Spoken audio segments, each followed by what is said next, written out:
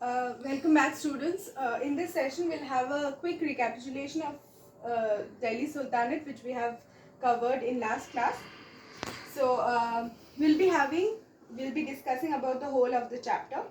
I'll be saying you what is important and in which part you must focus on.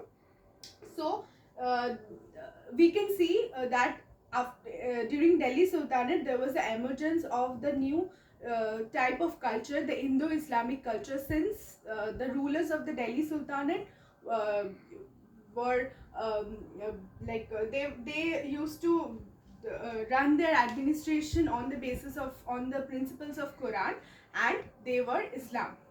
So they followed the religion of Islam. So that because of which there was a change in the styles of writing styles. There was a change in the art architecture, religious life, the administration, the music and painting, everything. There was a change in the whole cultural setup. So the central administration and the position of Sultan. So there was a change in central administration and the position of Sultan. Sultan was the head of the military. He was the commander-in-chief of the army, and he was the head of the military administration as well as the head of the state. So he was his words were very important, as his words were final. Like his decision is final, and his words were considered to be like everything. Like his words were considered to be the something which is very important and which should be followed. There should be no question against those words. So the ministry, the administration, was the various ministers were appointed. So the various ministers were given various posts, various departments, various particular departments were given. The ministers were given in charge of the particular departments in order to run the administration smoothly. And the religious heads like the qazis and the ulemas were also given very important positions in the administrative system. And the wazir, who was the revenue minister, the Mir Bakshi paymaster, and the Devani Arez was a minister in charge of the military organization. All of them took care of the administration and helped the king in order to run the administration smoothly. So the provincial administration, the whole province, the whole of the empire was divided into various provinces, and the various governors were appointed by the king in order to take care of these provinces and get back to the king with the reports of whatever is happening in those provinces, and if there is any problem that they cannot deal with. So the governors used to take care of those provinces. So the governors were called Mukti, Wali or Subedar, who used to take care of this whatever law and order and whatever function they have to perform in those provinces in order to take care of the provinces. Now the villages was a basic unit of local administration, and a group of villages was known as a Pargana. And the Amil was the chief officer of the Pargana, and he was responsible for collecting the land revenue. So there was a village head who was a Mukaddam or Chaudhry. I know it is not possible to remember each and everything, like each and every names for the heads and all. You just have to remember the names of the religious heads, the names of the names of the post of the various like revenue minister, paymaster of the army, and the military organization, religious heads. That's all. You just have to remember the group of what were the group of villages known as, and who was the headman of the group of village. That's all. So the rest you can just go through for your own knowledge. Now the qazis and were given the position to deliver justice to the people, and the kotwal was a police head and head of the police department. So this was about the provincial administration. Now the nobility helped the king in order to expand his boundaries, in order to suppress rebellions, and the nobles were given the power to run the administration, and they also appointed the king because there was no law of succession. Now the Ikta system. So the Turkish administration of Delhi Sultanate was based on military lines. Whatever military expansion will be done, all those places will be brought under the administration of the Delhi Sultanate. So it was the sultans divided the country into number of tracts or number of places, number of areas which were known as iktas. Now the iktadars, or the ones who were given the charge of the iktas, were being appointed, and they were assigned the land was assigned to the individual who were known as iktadars, who were given the responsibility of collecting the land revenue and keep some of the land revenue for their expense, and the rest will be given back to the ruler and will be kept in the state treasury in order to deal with the rest of the functions or rest of the responsibilities. So this was revenue was one of the main source of income of Delhi Sultanate, and war booty was also one of the very important source of income. War booty means whatever they could gain after a war, after being the winner of any war, whatever wealth, whatever things they would gain from that particular territory which was defeated. So now we could see that during the reign of Iltutmish, the Turkish soldiers were given the post of iktadars, or were given the iktas in the Doab region, and the system was developed further during the times of Firoz Shah Tughlaq and the Lodi rulers. Gradually, the system changed from iktadari to jagirdari system, which was established later. Now, the socio-economic life under Delhi Sultanate, so there was a fusion of Indo-Islamic culture. Many people had embraced this new religion of Islam, and a number of new religious and spiritual sects incorporating the belief of Hindu and Islamic religions also came up.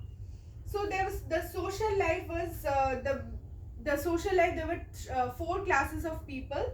The first were the aristocrat or the ruling class, who were mainly belong to the nobility, belong to the royalty, or belong to the class which were known as aristocrats. So this class included sultans, nobles, landlords, Hindu rajas, high officials, Hindu merchants, and bankers. So those who had possession of wealth mostly belonged to the aristocrats. Now there were priests, who were the second group, which included ulemas, Maulvis, Qazis, and all, who played very important role in this administration in Delhi Sultanate. So they advised the rulers in religious sphere. They advised them in administration according to the religious law.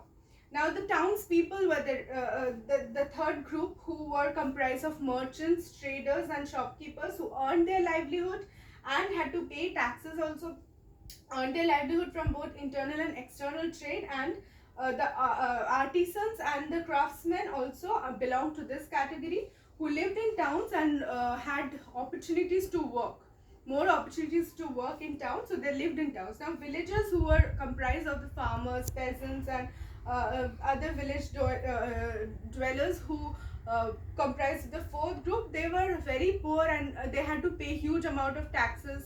They had to pay land revenue, so their life was quite miserable at that point of time, and especially during the natural disaster, their life went they had to suffer very much at the time of natural disasters also. Now social evils that were prevalent at this point of time of Delhi Sultanate were the caste system, which was very prevalent and very rigid at that point of time. Then child marriages was very common. Now parda system prevailed, so the women had to come in front by keeping a parda or a veil in front of his. They cannot show their faces to other people. So the women did not have equal respect or equal opportunity in the society, and they were sold and purchased also. So the slavery was very prevalent at that time. Slaves were sold and bought in open markets, and the birth of girl child was regarded as a curse. And since girl child was considered very inferior to the male child. Now economic life, mostly the economy was based on agriculture. So the many rulers like Firoz Shah Tughlaq had taken various steps to promote agriculture by digging wells and by digging canals also. All this have been very useful or very beneficial for the farmers. So in times of drought and famine, the peasants were provided loans by the state. So these were the economic reforms which were started by Feroz Shah Tughlaq and the Delhi Sultanate leaders. So Delhi was the main center of trade, and trade also there was trade relations with China, East Africa, and Arabia at that point of time with India. So Alauddin Khilji had also introduced a number of economic reforms along with Feroz Shah Tughlaq. Like Feroz Shah Tughlaq, Alauddin Khilji, the Lodi rulers, all of them had focused on the various economic reforms at that point of time.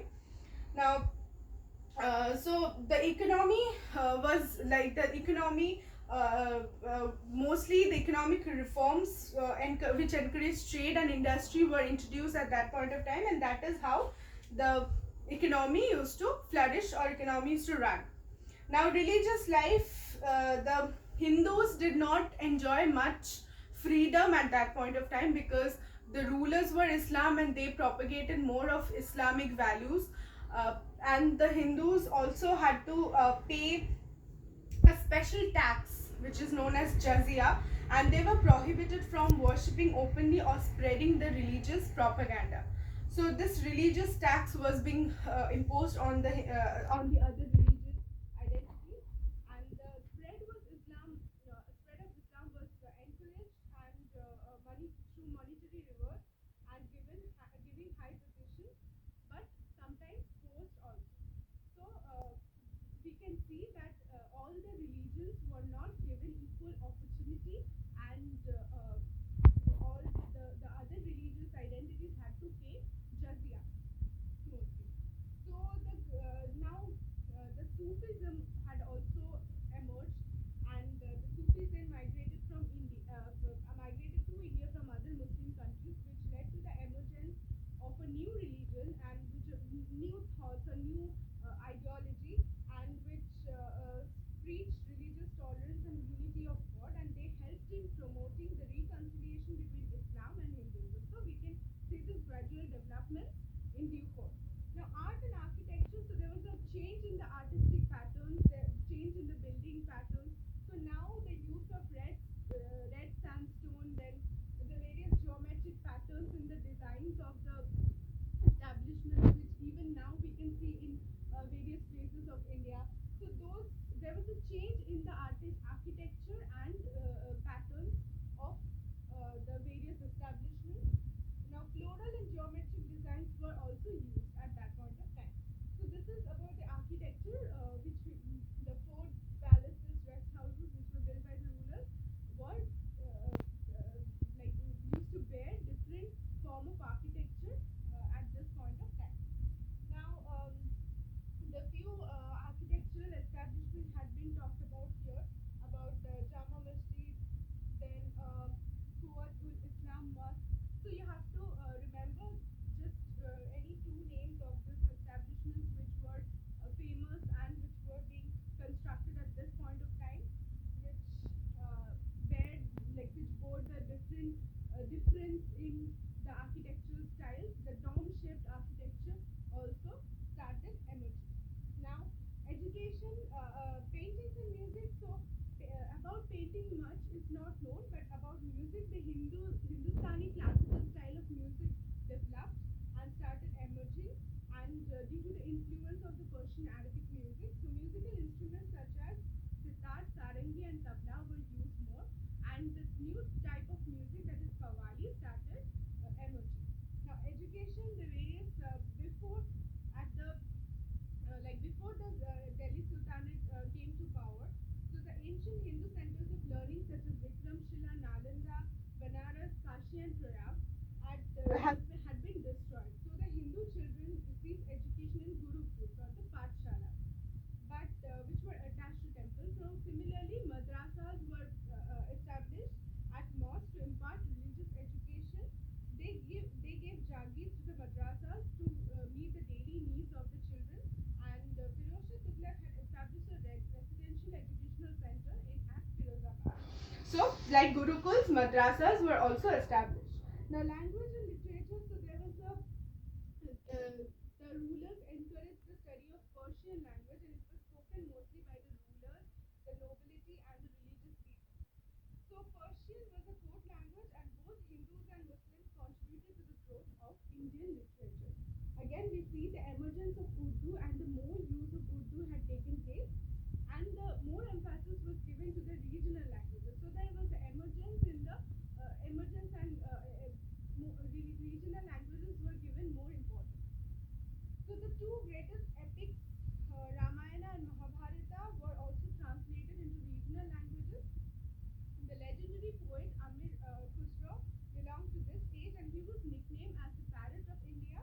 We can also, so he had wrote in Persian, Hindi, and Urdu. So all these languages started emerging and gaining more importance in the courts as well as among the people, and the regional languages also gained importance.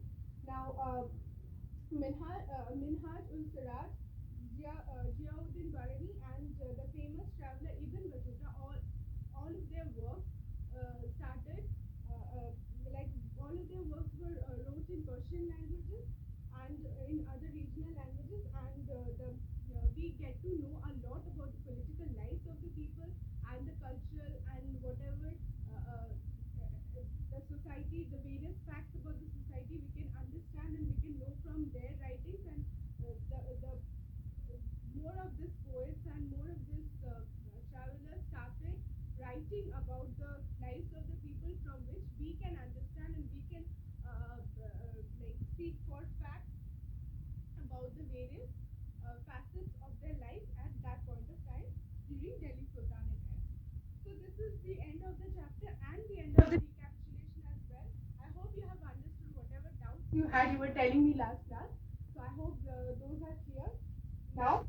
So go through the question answers properly and go through the various the various questions, the various exercise, objective type questions and subjective type questions. And whatever I have told, like whichever part you have to read 2 points, 3 points, or whichever part you have to go through and for your own knowledge and all. So you have to take care of those particular things that I have mentioned, and just go through the chapter well. That will be all.